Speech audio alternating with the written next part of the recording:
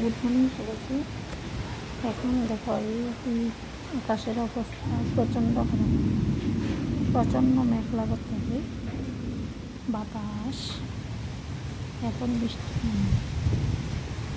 দেখো ঝড়ে আর এখন এই বৃষ্টির মধ্যে আমি রসুন, পেঁয়াজ, কাঁচামরিচ, শুকনো মরিচ দেখতে নিতেছি চুলার মধ্যে এই ভর্তা করে মারছি, দিয়ে চুলায় নিতেছি তেল দিয়ে আর কি লাল লাল করে ভাজার জন্য একটু লবণ দিয়ে দিচ্ছি।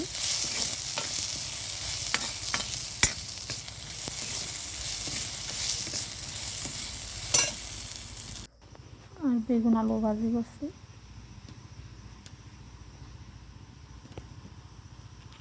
সঙ্গে বাসন্তী মাছ দিয়ে তোমাদেরকে একটু শেয়ার করলাম, যেহেতু বৃষ্টি আসবে কারণ পাতা টাতা ঠান্ডা রাখছি ভাবে। এই যে চুলা টুলা টিপে রাখছিলাম আজকে সকালবেলা।